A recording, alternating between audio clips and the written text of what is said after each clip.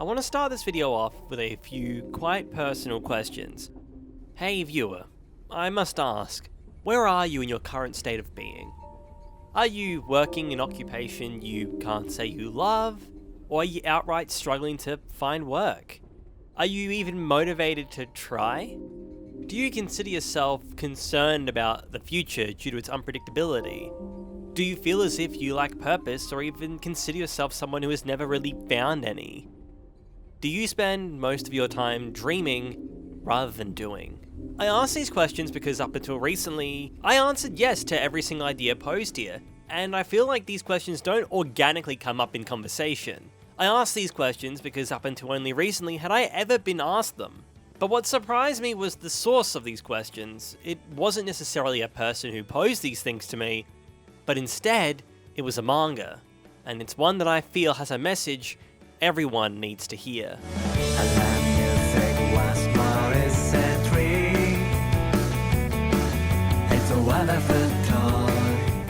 Hello everybody, my name is the Mickle Pickle, certified lover boy and e-boy. The E being emotionally vulnerable when they read lots of manga, who has a federal license in both being anxious and worrisome for the future because I don't know what it entails. You probably couldn't tell though from my uppity exterior and the way I dress, but in truth, I have days that look like this. Haha, what fun! But when I'm dealing with things like this, I usually distract myself with a bit of escapism, and that usually takes the form of manga. But this video isn't about escapism. It's in fact about being in ism. What's the opposite of escapism? Oh, it's realism. Can't believe I had to Google that. While this medium introduces you to ideas you can never really conceive in any other art form, to the point where it's so insane and deranged but they play it so naturally it's almost cool, it's also an art form that can do the exact opposite and tell some really earnest and powerful stories. And I know I'm in for such a time when this man's name is attached to the manga. The last time I spoke about Inio Asano on the channel was my coverage of his manga Oyasumi Punpun. And you know what? It's kind of funny how the universe works. That video was about how I couldn't recommend it despite loving it, whilst this video is the absolute opposite. And while aspects of that video I still truly do believe, I do think that over time, my views of this series have changed a little bit. Both due to myself as kind of growing as a person, and also just because I've experienced more of Asano's work. I love the man's cynical and twisted brain, but I also like when he tones it down a bit and tells a really human story. His style is usually overly expressive and exaggerated, as this allows him to create characters so unbelievable and twisted that they can subvert your expectations. But what's so fascinating about Solanin is it goes against what Asano usually created at this time. Yet despite this, it might just be the one with the most powerful and honest message. And listen, Inio Asano fans, I know downfall exists. Look, I'm holding it. I know it's real, but for the sake of this video, let's pretend it fucking doesn't, okay?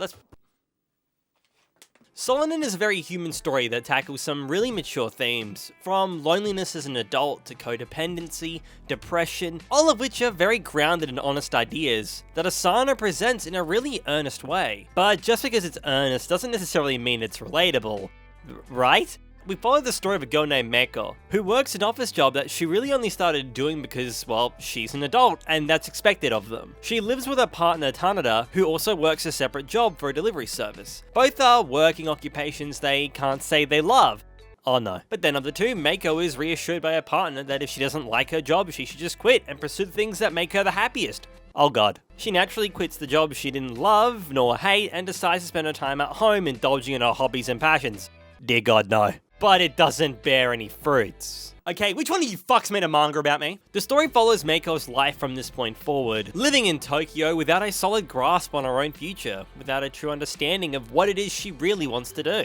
She hasn't really thought that far ahead, but perhaps now with the time she has made for herself without a full-time career, she can find one. This manga, despite it being just one volume, has a lot to be desired. It also has a large cast of characters, all with various different ideas and stories behind them, all of which can make for a really compelling character study. There is a lot in this manga that I won't be able to cover in this video, so that may at the very least be an incentive to pick it up for yourself. This video will ultimately have spoilers within it, as there are certain sequences that will require breaking down in order to fully explain. But hey, if you don't mind, either way I'm going to be leaving some stuff out. That way, if you do choose to read, you have things like character arcs you hadn't heard of, and even the canon epilogue ending that doesn't exist in the original manga. Now that I'm done dilly-dallying, it's time to get the ball rolling with a really good segue that I totally thought up of. So freedom's a fucking lie.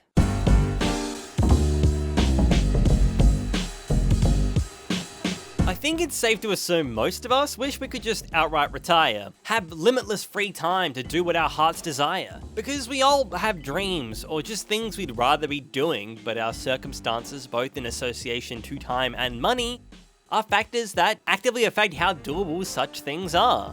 We are all bound to the same suffocating reality. If you want to go places, you need time and money. If you want to create things, you need time and money. If you want to try new things, you need time and you need money.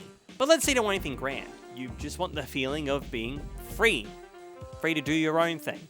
I mean, sure, you're kind of limited in that fact because now you don't have a job. Occupational commitment isn't a thing at the moment. But that endless freedom and the time you have to pursue it, that's good enough, right? Well, you'd be surprised how quickly the illusion of freedom fades when you realize that freedom without purpose is really boring. And Meiko is here to show us this very fact. Upon their retirement from a previous job, she has time to think about what it is that truly makes her the happiest. This time spent pondering she tries to also fill with worthwhile endeavors. She reconvenes with places from her past and embraces their significance no matter how small they may be. She's catching up with her closest friends and not having to talk about her work problems.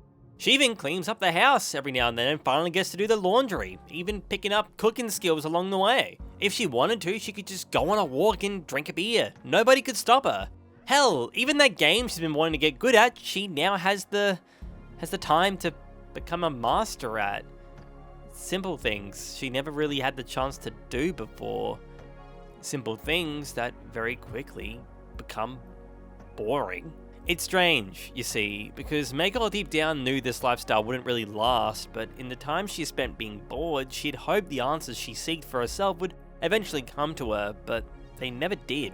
Meiko thought with free time came opportunities to seek what it is she truly wants to do, and yet nothing. Meiko doesn't really have any dreams or ambitions. She doesn't really have any goals of her own. She kind of just exists without purpose. It's not as if Meiko is depressed. In fact, she's incredibly self-reflective and aware, but that doesn't necessarily mean she's happy either. Yes, she has supportive friends and she's financially stable for the time being, but that time will run out and that happiness is never really forever. We hear the term money doesn't bring you happiness, and yet, why can we not afford to exist without it? Meiko instantly feels trapped by the decision they have made. When they had their office job, the sky that loomed above her felt so small, and yet even now, that same sky feels just as ensnaring.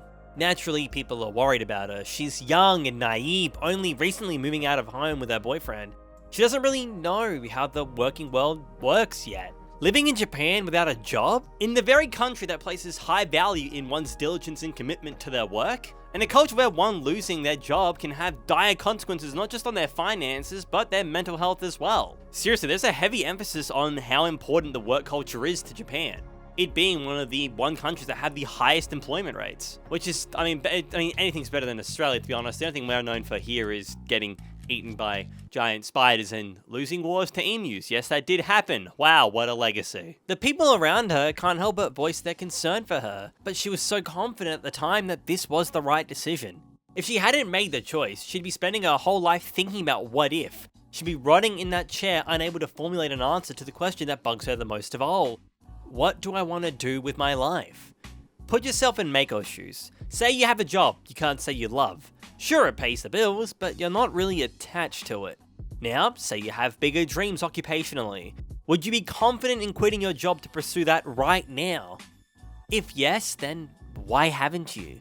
Is it because you're comfortable at the moment? Is it because you need the job you have right now?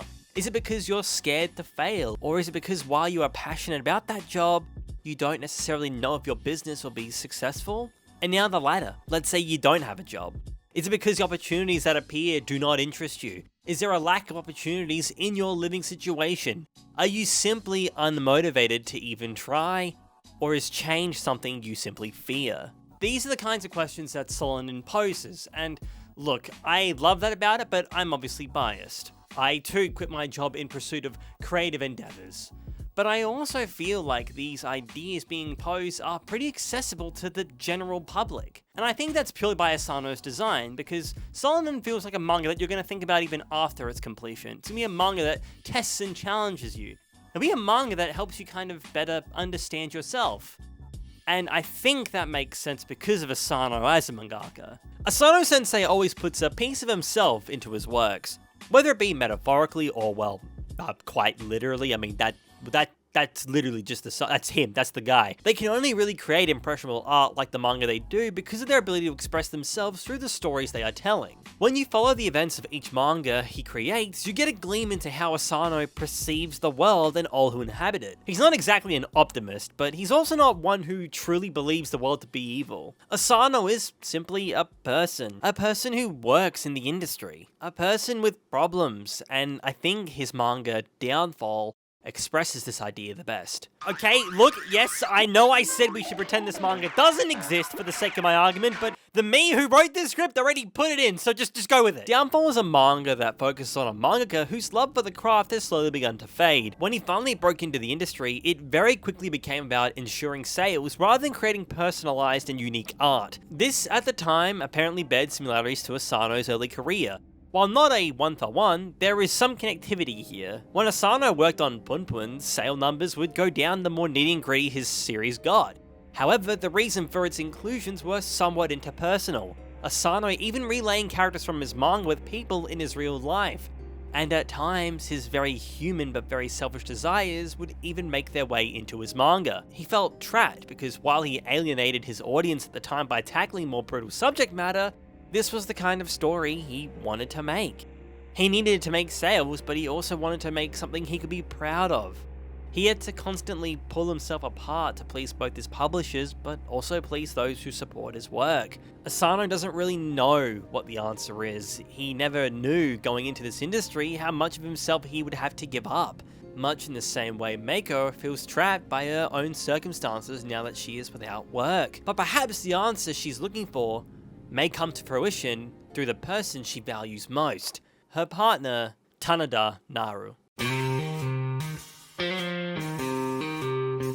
Tanada might just be, in my opinion, the most relatable and realistic character in the entirety of manga. I know it's a bold claim, but also relatability is dependent on the person making the claim. But at the same time, I'm the Mickle Pickle, and I also have this picture of a minion that has the word slay on it. It's a little ripped up. So your argument's invalid. This was a parting gift from a friend of mine after I left my last job. Told you I'd put it in a video. Somehow, buddy. Love you. Miss you. However, I do feel his story is one that many people will resonate with, especially if you're someone with dreams that reside in the field of the arts. Taneda is a young man and has been with Meiko for a few years. He moved into her apartment shortly after college when they first started dating. He works part-time, and when he isn't working, he's playing guitar. You see, Taneda is in a band with his closest mates, but they aren't by any means professionals. However, Taneda's love for this art form is a bit deeper than that of the other two.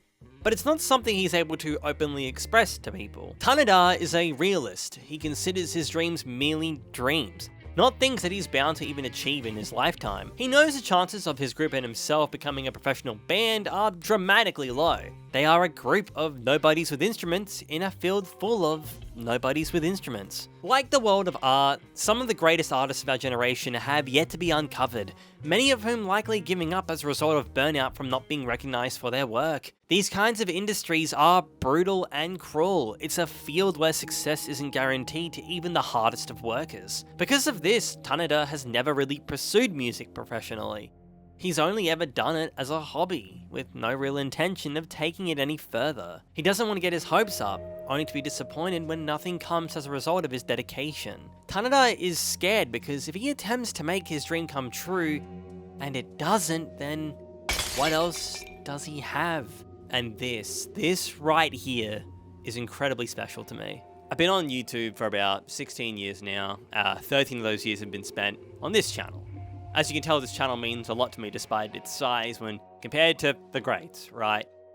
But I've never wanted to give up on it, but I do fear that one day I will. I do fear that one day I'll wake up going, I don't want to do this anymore. I'm done. making things. I'm done with all of this. And that freaks me out, because if I were to just someday pull the plug on all of this, I'd have to ask myself, where did half of my life go? What have I been doing for the last 13 years? Tanada encapsulates this idea in full. He is unable to truly fight the tide he has created for himself. After all, if you never try, never fail. I think that orange guy from the Robots movie said this. He isn't going to abandon his comfortable life in order to try his hand at music. After all, Mako doesn't have a job anymore and they still have to pay rent. To be realistic is to make compromises, even if that compromise is that of your own dream.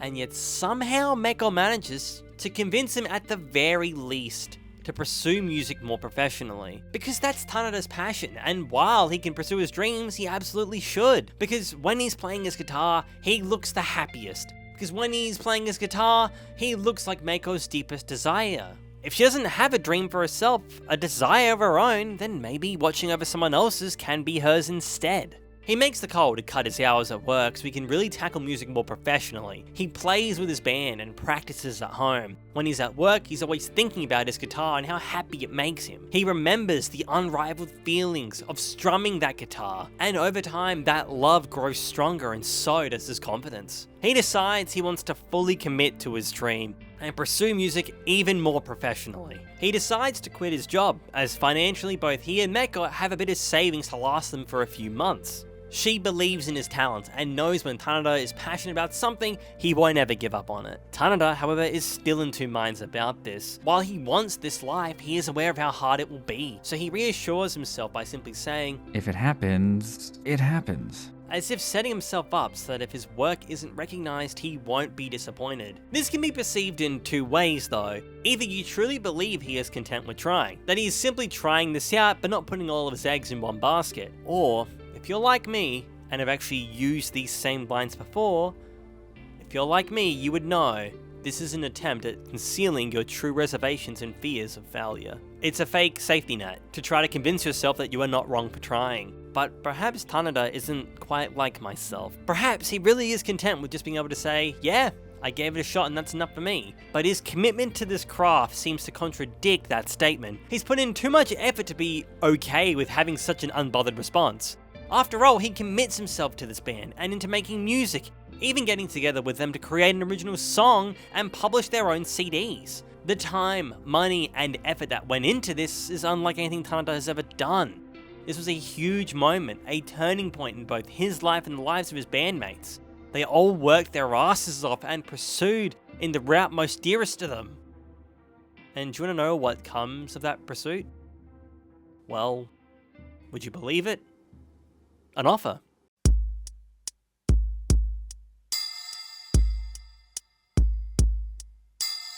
Musical producer Seki hears of their music through the self-published CD. His corporation held a musical contest, and it just so happened that Tanada's band had the type of sound they were looking for. Seki is interested in a collaboration, however it is not the offer the group was expecting. Rather than being in their own band, performing their own music and making a name for themselves, they would instead be playing backup. Pop idol Hanamura Hitomi has been looking for a rough supporting sound, and Tanada's band fits the bill perfectly. It's not quite what they wanted. After all, they wanted to stand in the spotlight, not be somebody else's background sound. This wasn't quite their dream opportunity, but accepting it would mean they get to appear on TV and perform at concerts, so maybe they could— We refuse!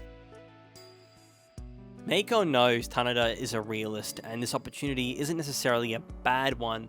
However, she knows Tanada doesn't want to settle into a position, but make one for himself as an original band. While you may look at this sequence and think, well, that's more than what most people get, or couldn't they just practice their music on the side? And look, while both of these are valid questions, those aren't the things that come to mind when you are so dedicated to your dream. Tanada believes in his band and in his own skill. They believe they are meant for more, which is why there are no rebuttals, just an unsigned contract. And while this exchange is interesting in its own right, what's even more fascinating to me is how Asano explores Seki's character. This man used to be in a band of their own, quite frankly a band that Tanada was familiar with in high school. but as time went on, his band underwent serious stress from record labels and it slowly but surely morphed into something he hadn't anticipated. It wasn't what he thought the career would be, so after a while, he would find himself resigning to become a musical contractor instead.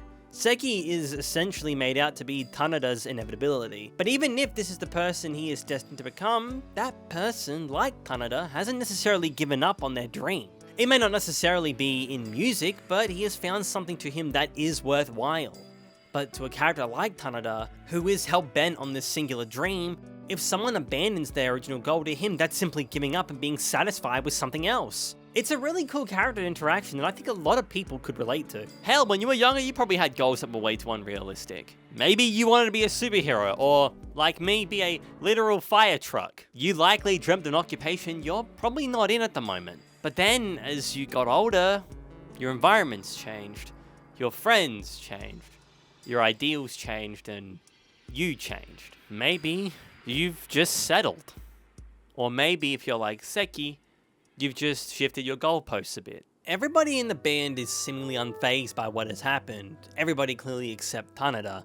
I mean, how could he not be? He wants this band to become a success more than anyone. He wants to play his guitar in front of crowds and be in the spotlight he has yearned for. Tanada is stressed because he feels like he is letting down both himself and Meko as she puts her trust into his dream because she is without one. And Meko feels she is relying too heavily on Tanada's dream and happiness in order for herself to feel satisfied. Both of them, to an extent, are showcasing levels of codependency. Tanada only really moving forward in his own life because Meko encourages him to, and Meko without a dream is using Tanada as a replacement for what she's missing.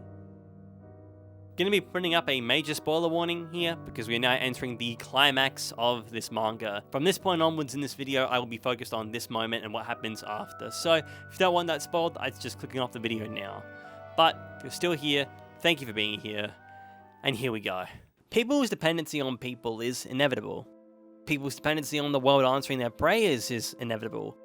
But the truth is, the world and its inhabitants don't owe you anything. Nobody is entitled to their own dreams. All you can do is try your best to fight for them, but there is no guarantee that that fight will bear fruits. It can be incredibly demotivating when you finally manage to make a dent, or finally manage to break the mold, only for its euphoria to fade when you're unable to capitalize on it. Tanada deep down feels that this was his one chance. This was the one offer he was ever going to get. For this to be truly that one means his dream had already died. During his depression, Tanada is missing, not being known where by anyone. This immediately crushes Meko, and how could it not? The two were inseparable. Through thick and thin, they had stuck together in their small little apartment. As the hot water and gas slowly turned off, they were together through it all, and now he's just gone? Meko doesn't understand. Something like this is unprecedented, but as soon as the stress begins to set in, Tanada finally calls her back and answers her questions. Tanada had been reflecting on himself, recoiling into his mind. He decided to reach out to his old work in hopes of getting his job back. Tanada has decided to put his dream on the back burner and live the more normal and comfortable life he had always been. After all, he has a wonderful girlfriend and beautiful friends. And hey, with this reapplication, he managed to change his previous part-time position to a full-time one, so I mean, I guess it all worked out then, right? I guess Tanada right now really is happy.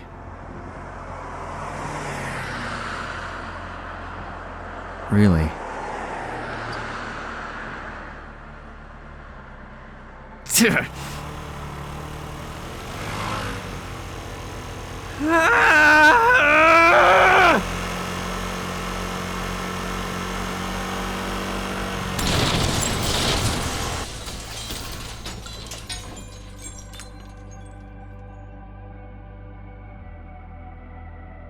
People achieve what he has tried to for years in the span of months. People even less passionate are living his dream right now, so why? Why is he still stuck in this small apartment? Why does the spotlight shine for others but not for him? I think Tanada is the deeper voice within ourselves we absolutely despise but naturally have. I think Tanada is our envy and our yearning. While I can't say I've committed to my goals quite as much as Tanada has, I mean, yes, we both did quit our jobs in pursuit of something bigger than what we wanted, I still have that safety net of, I live at home, things are fine, I've got good savings under my belt. I can't say I've taken the leap that he has, but I can still say I know what it's like. I put a lot of time and effort into the stuff I create. I'm really proud of the things that are created on this channel. I don't post something unless I'm happy with it personally. And look, I'd be lying if I didn't say part of me kind of does yearn for a bit more. Part of me wants more people to see some of my work. Part of me thinks every time I make a new video, I evolve as a creator, and maybe somehow that might be my shot into the industry. But it hasn't happened, because that's just not how life works. 2 months go by as if nothing happened. Meiko has started a new job working as a botanist. The reason being, her money is beginning to run dry and she needs a change of pace. The reason behind botany specifically is because as a kid she once thought it'd be nice to work in a flower shop. Even now, she isn't making decisions based on her current self. Meiko is still without dreams.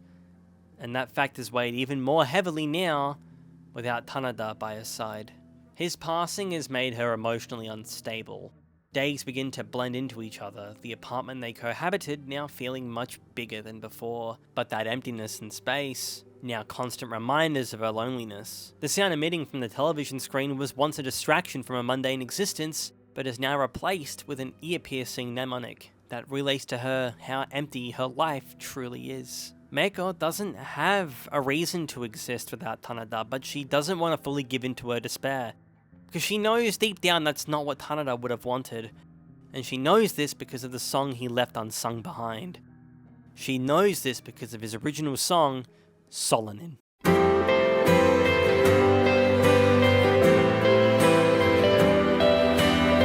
It's a series of lyrics and sounds Tanada and his band crafted as their gateway into the musical industry, the same song used to create an attendance with Seiki. At first, one is led to assume this is a song for a lover, specifically a way of saying goodbye to them, and that's purely by Asano's design, as by portraying the recently strange behaviours Tanada had been making, it leads you to assume this. However, music is naturally never just about one thing.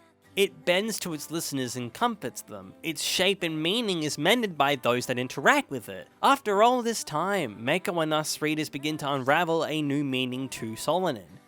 It instead sounds like a song about Tanada, a song where he can bid farewell to his past self.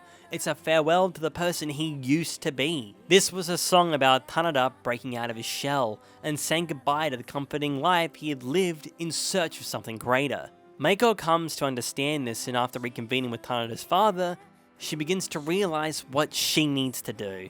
Tanada died alongside his dreams, never getting the chance to fully achieve them. And while Meiko has no intention of replacing him, she wants to remember him. She wants other people to remember him. Those who both knew him already, and those who never met him. To do so, she decides to perform his song. With the band, they together decide to play at a gig upcoming in a few months' time.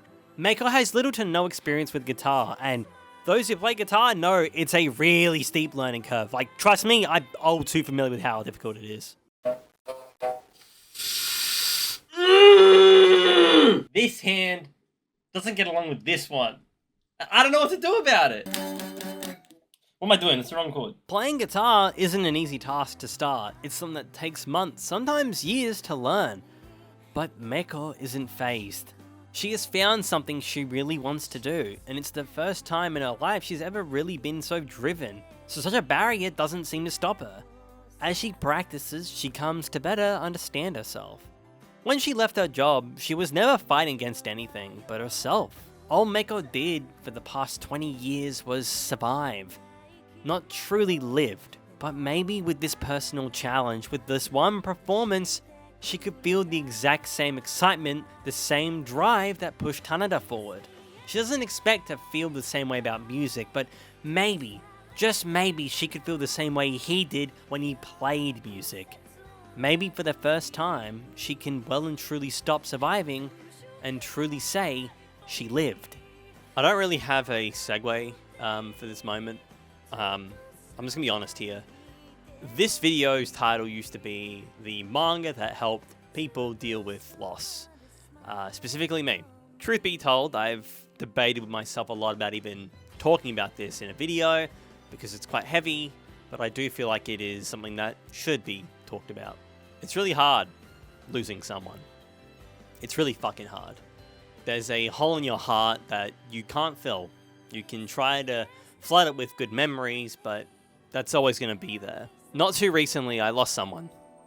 They were a really, really close friend to me, despite the fact that I never actually got to meet them face to face. The profound impact they had on me, and even this channel, is something I'll never forget. This manga came to me at roughly this time, and I'm really thankful that it did, because it did help me kind of come to terms with it a bit better. Because a lot of Tanada's story I could see in the story of my mate. For the sake of privacy and respect for the family, I'm not going to show any pictures, I'm not going to mention any names. I can only imagine how hard they're still grieving. There was a YouTuber and Twitch streamer who I met a very, very long time ago. You see, about, I'd say 13 or 12 years ago, YouTube had this system where you could actually directly message creators. You could send them messages to their YouTube inbox and they would see it. It was different to an email. This person messaged me saying, hey, how about a sub for sub? You support what I do, I support what you do, huh? And I remember looking at that email and thinking, what's this guy on? What's he talking about? Why would I want to do this? And I don't know why, but someone compelled me to click the link that he sent, and it was one of the greatest decisions I've ever made in my entire life. This mate of mine, he was incredibly charming. He was able to just string sentences along like it was nothing. He was able to talk to anybody. He could bring out comedy from nothing. He was beautiful in every conceivable way. You couldn't help but want to be a part of his journey. We would message each other about random shit that both doesn't matter and really matters. We talk about absolutely nothing, and then sometimes our YouTube channels and the journey so far. He told me about his grand ambitions, that he wanted to do more on his channel, and if he was given the time, I think he would have been one of the absolute greats. His dreams were left unfulfilled. He was going to make them a reality. That was the kind of person he was. But life just didn't give him that chance. And it sucks. It really, really sucks. Because I'm sure there are many stories just like his that are out there right now. When he passed, a lot of weeks were spent crying, a lot of weeks were spent drinking, and a lot of weeks were spent rewatching VODs on Twitch, all to try to suck in as much as I could before all this disappears. And in those moments, it's very easy to feel like these weeks will last forever, but we got through it. Over time, we got through it. Because I think in the end, it'll work out somehow.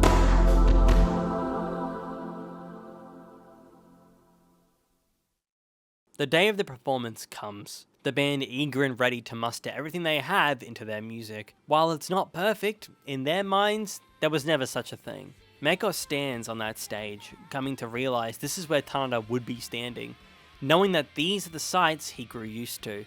A small little pub in front of a crowd of maybe 50 or 60, with a blaring spotlight almost blinding.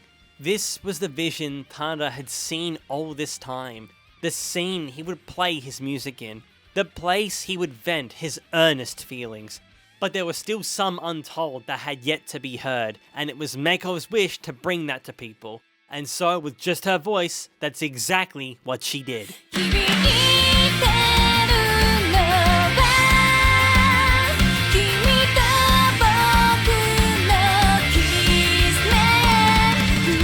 Today I played the guitar and sang. I couldn't hear any of the music for all the beating of my heart. My voice broke and cracked, and I'm sure I was terrible to listen to.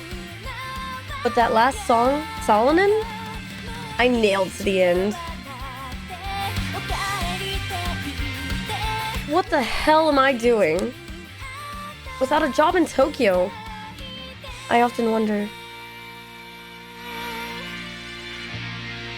But I also think it's okay to have days like this.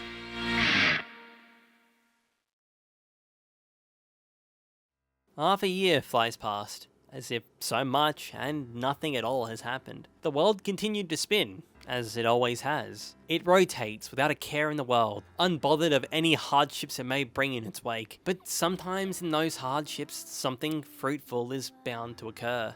Does it mean what we went through warrants it? Look, 10 out of 9 times, the answer is usually no.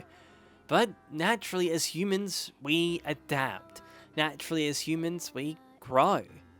Meiko manages to find work in Tokyo and decides it's time for a change of pace in her everyday life, moving into a smaller one-room apartment on her own now that the shared space with Hanada has become far too big for her. She's moved to a place closer to her new job, but something about this is different. She's anxious and nervous about living on her own in Tokyo and working this new job, but she's also a little bit excited. And that little glimpse into her heart is proof she has grown. Because regardless of what happens, she'll be okay. Regardless of what comes her way, she'll be okay.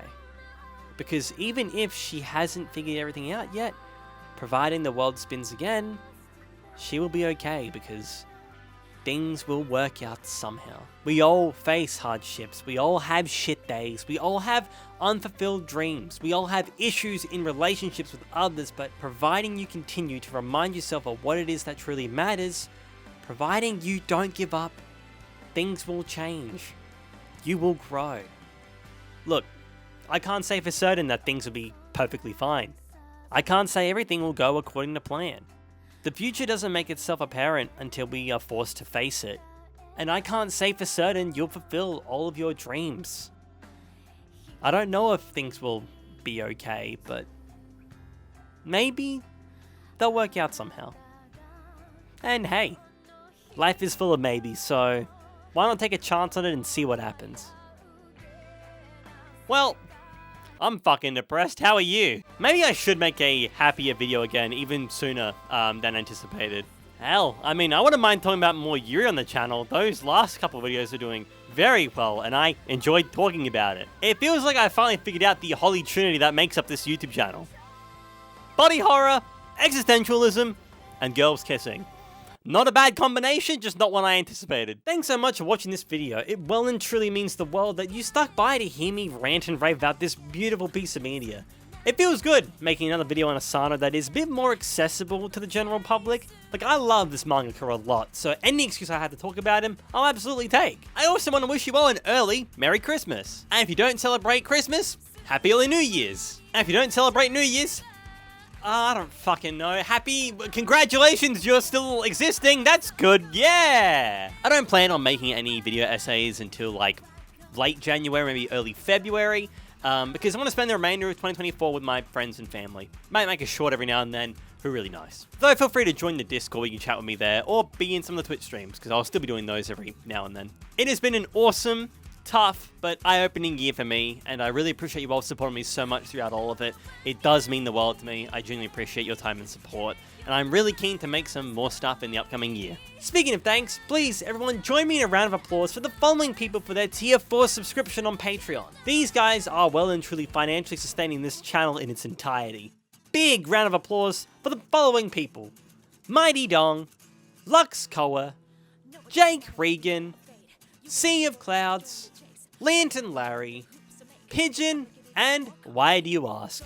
You guys are the absolute goats, and I genuinely appreciate all the support you gave me throughout this year. With that, I bid you all farewell. Till next time, enjoy the rest of your year, and I'll see you in the new one. Take it easy. Round and round, we enjoy the chase.